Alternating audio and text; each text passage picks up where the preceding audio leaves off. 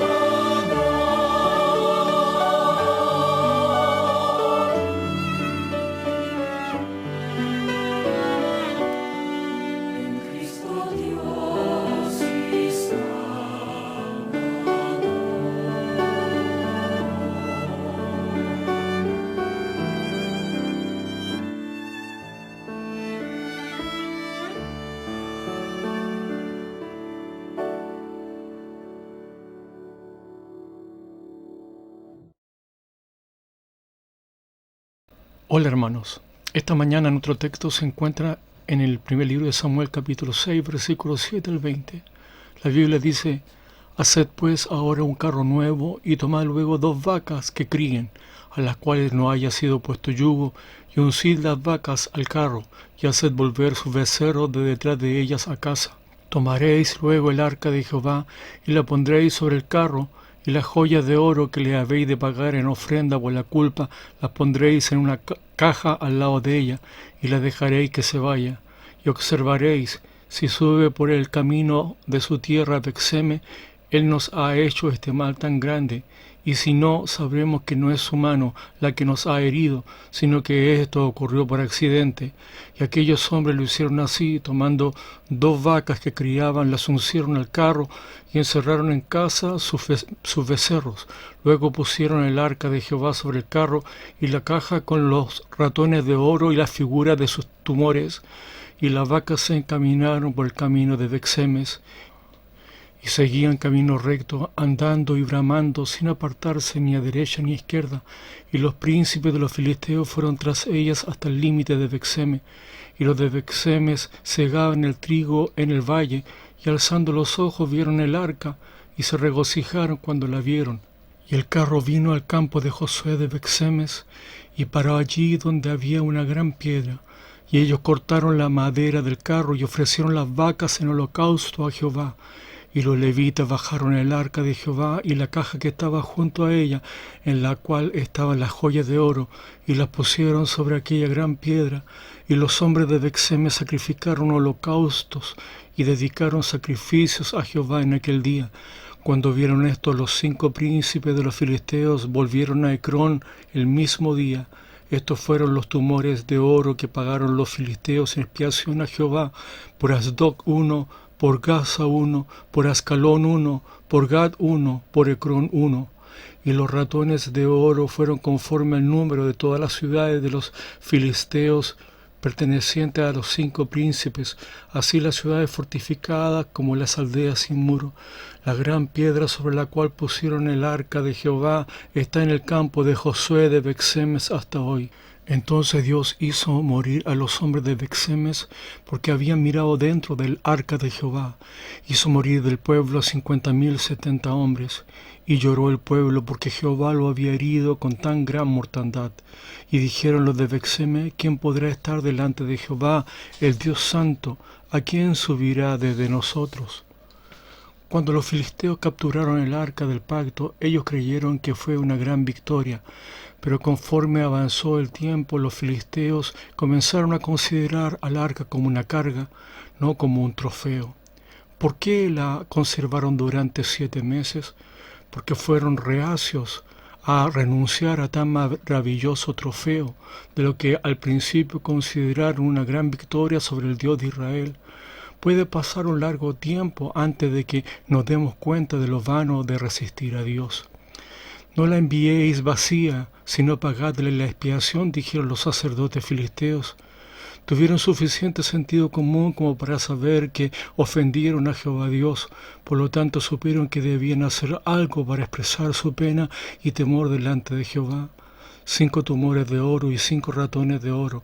La ofrenda específica reconoce que fue Jehová quien trajo la plaga sobre los filisteos. Sabemos que la plaga involucraba tumores y ratas. Algunos piensan que los tumores fueron el resultado de la peste bubónica propagada por las ratas. Había consternación de muerte en toda la ciudad y la mano de Dios se había grabado allí. Los filisteos admitieron que el Dios de Israel juzgó a sus dioses y que tenía jurisdicción sobre sus tierras. Ellos confesaron que Él era Dios todopoderoso, sin embargo no abandonaron a sus ídolos. Número 1. Dios miró hacia un lado debido a la ignorancia de los filisteos. Los filisteos deciden cómo regresar el arca. Haced pues ahora un carro nuevo y tomad luego 2 vacas que críen, a las cuales no haya sido puesto yugo, y uncid las vacas al carro y haced volver sus becerros de detrás de ella a casa. Tomaréis luego el arca de Jehová y la pondréis sobre el carro, y las joyas de oro que le habéis de pagar en ofrenda por la culpa las pondréis en una caja al lado de ella y las dejaréis que se vayan. No tenían ni idea. Ignoraban completamente la forma de transportar el arca. Los filisteos diseñaron una prueba que forzaría al Dios de Israel a hacer algo milagroso para demostrar que en verdad había sido Él la causa de la plaga. Por naturaleza, 2 vacas que críen, a las cuales no hayan sido puesto yugo, ni siquiera debían mover el carro, no eran bueyes, sino que debían haberse resistido al yugo. Además, ellos decidieron hacer volver sus becerros detrás de ellas a casa. El instinto maternal de las vacas no las llevaría hacia la tierra de Israel, sino a casa con sus becerros.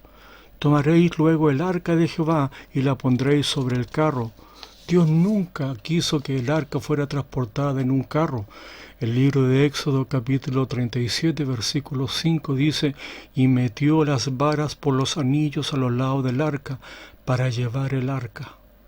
Él quiso que el arca fuera llevada por varas puestas sobre anillos a los lados del arca. El arca no tenía agarraderas y no debía ser cargada levantándola directamente con las manos. En vez de eso debía ser transportada insertando las varas de madera bañadas en oro en los anillos de oro en cada esquina del arca. Las varas debían permanecer insertadas en los anillos y ser la fuente de contacto con el arca. Aparte de las varas, estaba prohibido tocar el arca del pacto.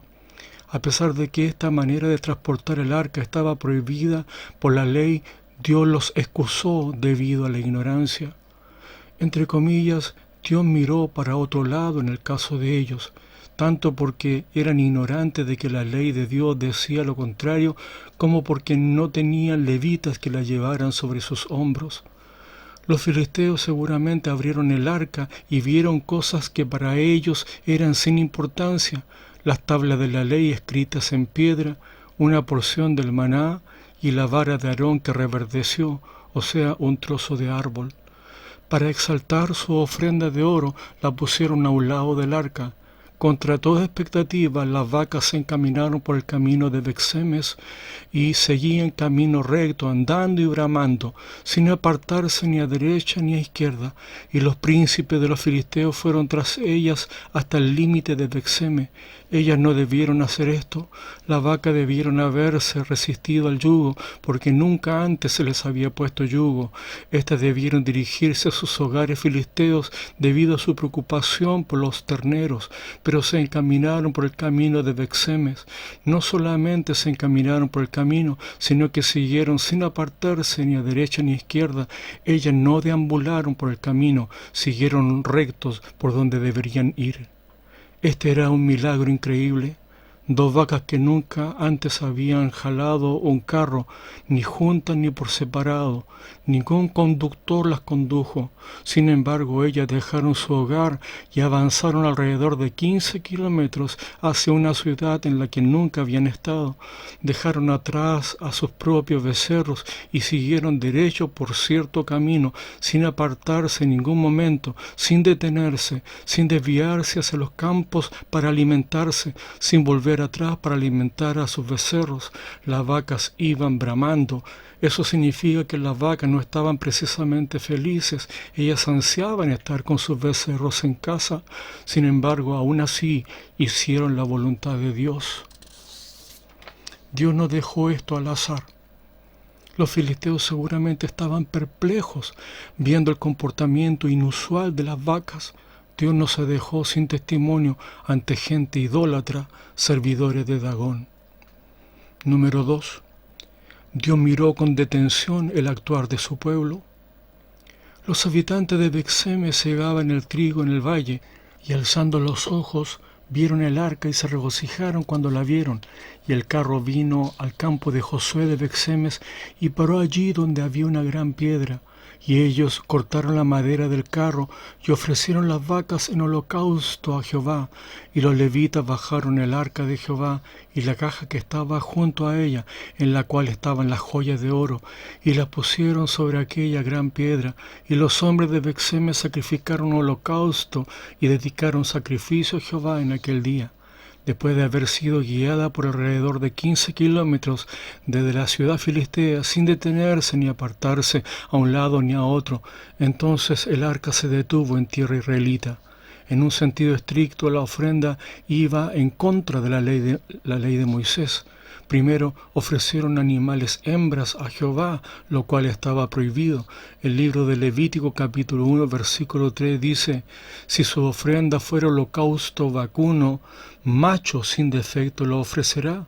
De su voluntad lo ofrecerá a la puerta del tabernáculo de reunión delante de Jehová. Segundo, ofrecieron holocausto a Jehová lejos del tabernáculo, lo cual violaba el mandamiento. Deuteronomio capítulo 12, versículos 5 y 6 dice: sino que el lugar que Jehová vuestro Dios escogiere de entre todas vuestras tribus, para poner allí su nombre, para su habitación, ese buscaréis, y allá iréis, y allí llevaréis vuestros holocaustos, vuestros sacrificios, vuestros diezmos, y la ofrenda elevada de vuestras manos, vuestros votos, vuestra ofrenda voluntaria, y las primicias de vuestras vacas y de vuestras ovejas. Y los levitas bajaron el arca de Jehová. Los israelitas fueron cuidadosos en dejar que los levitas se encargaran del arca, como era ordenado por la ley. Beth-Semes era una ciudad sacerdotal, así que habían sacerdotes a la mano. Entonces Dios hizo morir a los hombres de Beth-Semes, porque habían mirado dentro del arca de Jehová. El arca del pacto solo debía ser tocada y manejada por los levitas de la familia de Coab, e incluso ellos recibieron la orden de no tocar el arca.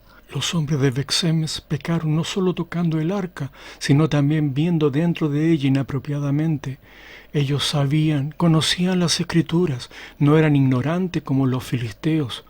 Por lo tanto, Dios lidió con los israelitas de una manera más estricta de la que había lidiado con los filisteos, quienes acababan de transportar el arca en un carro. Dios hizo esto porque los israelitas, que tenían su ley, debían honrarla y obedecerla. David, creyendo que esta manera de transportar el arca en un carro nuevo agradaba a Dios, quiso imitarlo, y eso trajo tristeza. El segundo libro de Samuel, capítulo 6, versículo 3, 6 al 8, dice: pusieron el arca de Dios sobre un carro nuevo y la llevaron a la casa de Abinadab, que estaba en el collado, y Usa y Ahío, hijos de Abinadab, guiaban el carro nuevo.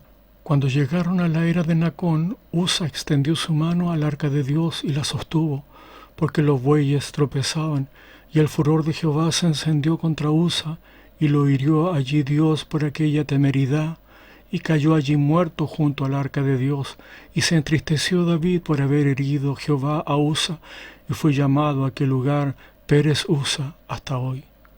Los hombres de Beth-Semes mostraron un mal corazón, pasando por alto lo que sabían. La pregunta que hacen al ver la mortandad es la que muchos nos hacemos viendo las consecuencias de nuestra desobediencia. Hizo ver a Dios demasiado severo en vez de mostrarse a sí mismo compungido por su pecado. Número 3. Aquel a quien se le haya dado mucho, mucho se le demandará. Jesús lidió con muchas personas durante su ministerio terrenal, personas religiosas, increpándolas a no ignorar las Escrituras, a no sostener un error debido al poco estudio de ella. El libro de Juan, capítulo 9, versículo 39 al 41, dijo Jesús: para juicio he venido yo a este mundo, para que los que no ven vean, y los que ven sean cegados. Entonces algunos de los fariseos que estaban con él, al oír esto, le dijeron: ¿acaso nosotros somos también ciegos? Jesús les respondió: si fuereis ciegos no tendríais pecado, mas ahora porque decís vemos, vuestros pecados permanecen. Dios, que no es un padre consentidor, Él no exime de juicio a su pueblo, pues no existe la idea de ser el niño favorito de Dios. Cualquiera que esté dispuesto a entrar en pacto y cumplir con las condiciones del mismo, se encontrará con que Dios derrama sobre él sus bendiciones, y el que las tenga en poco y no cumpla las condiciones, se encontrará con que Dios le juzgará y su palabra le condenará, sea quien sea. Al que mucho se le da, mucho se le demanda. El libro de Lucas capítulo 12, versículo 44 al 48 dice: en verdad os digo que le pondrá sobre todos sus bienes. Mas si aquel siervo dijera en su corazón: mi señor tarde en venir, y comenzar a golpear a los criados y a las criadas, y a comer y beber y embriagarse, vendrá el señor de aquel siervo en aquel día que esto no espera y a la hora que no sabe, y le castigará duramente y le pondrá con los infieles. Aquel siervo que, conociendo la voluntad de su señor, no se preparó ni hizo conforme a su voluntad, recibirá muchos azotes. Mas aquel, sin conocerla, hizo cosas dignas de azote, será azotado poco, porque a todo aquel a quien se le haya dado mucho, mucho se le demandará, y a aquel que mucho se le haya confiado, más se le pedirá. El salmista, lleno de convicción, dijo: En mi corazón he atesorado tu palabra para no pecar contra ti. Salmo 119, versículo 11. Qué privilegio es no vivir en la oscuridad, conocer la mente de Dios. Servimos a un Dios que eligió no ser representado por el símbolo visual de un ídolo, sino que quiso comunicarse con su pueblo a través de la palabra escrita. Dios dio los 10 mandamientos a Moisés como palabras escritas sobre tablas de piedra. El ministerio de Jesús fue predicho en los escritos de Moisés, los profetas y los salmos, y la vida de Jesús también se registró por escrito para llegar al mundo generación tras generación. Qué maravilloso el tesoro que poseemos. Por eso es tan angustioso saber que muchos cristianos no la leen de manera regular. Algunos pueden decir, la Biblia es algo difícil de entender. Es por eso que sugiero que antes de comenzar a leer, comience con una simple oración pidiéndole al Señor que le dé un corazón para comprender las cosas que Él quiere comunicarle a través de la lectura de la palabra. Algunos pueden pensar que no tienen tiempo. Tenemos que hacer espacio deliberadamente en nuestro horario, hacer una cita cada día y separar un tiempo con el Señor en oración y lectura de la Biblia. El Salmo capítulo 19, versículos 7 al 11 dice: la ley de Jehová es perfecta, que convierte el alma. El testimonio de Jehová es fiel, que hace sabio al sencillo. Los mandamientos de Jehová son rectos, que alegran el corazón. El precepto de Jehová es puro, que alumbra los ojos. El temor de Jehová es limpio, que permanece para siempre.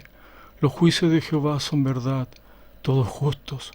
Deseables son más que el oro, y más que mucho oro afinado, y dulce más que la miel, y que la que destila del panal. Tu siervo además es amonestado con ellos, en guardarlos hay grande galardón. Pero esto conlleva una gran responsabilidad. El apóstol Pedro dice en la primera carta de Pedro, capítulo 4, versículo 17, porque es tiempo de que el juicio comience por la casa de Dios, y si primero comienza por nosotros, ¿cuál será el fin de aquellos que no obedecen al Evangelio de Dios? Dios empieza siempre por juzgar a su pueblo, y a continuación juzga a los que están a su alrededor. Debido a que somos el pueblo de Dios, no significa que su palabra no vaya a juzgar el mal que hay en nuestras vidas. Todo lo contrario, nos juzgará con más dureza.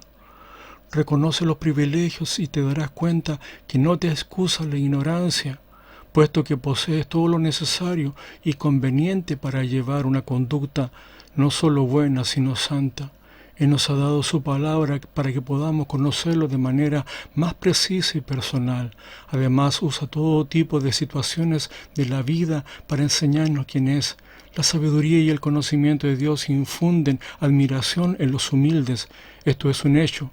Pero la Biblia indica que se necesita más que admiración para obtener verdadero provecho de la sabiduría y el conocimiento de Dios.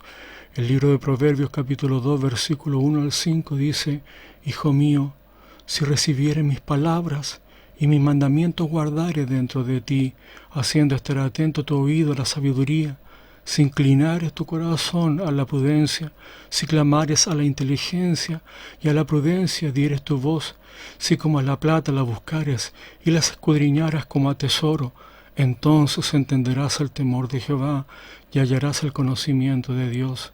Andar en el camino de Dios no tiene que ver con observar reglas de forma superficial, más bien significa que al enfrentarte a un asunto, ante todo lo veas como una circunstancia organizada por Dios, una responsabilidad que Él te ha concedido o algo que Él te ha confiado. Durante el proceso deberías considerarlo incluso como una prueba de Dios. Por ello, debes tener un estándar, pensar que procede de Dios. Debes reflexionar en cómo lidiar con ello de forma que puedas cumplir con tu responsabilidad y ser fiel a Dios en cómo hacerlo y no enfurecer ni ofender su carácter. Queridos hermanos, Dios les bendiga. Antes de despedirnos, quisiera enviar un saludo muy fraternal, con mucho cariño, a la Iglesia Bautista Berseba en Calama y a su pastor hermano Ramón Ibacache. Ellos están cumpliendo este día un nuevo aniversario de su constitución. Queridos hermanos, Dios les bendiga. Oren por mí como yo lo hago por ustedes. Un abrazo, Pastor Aldo.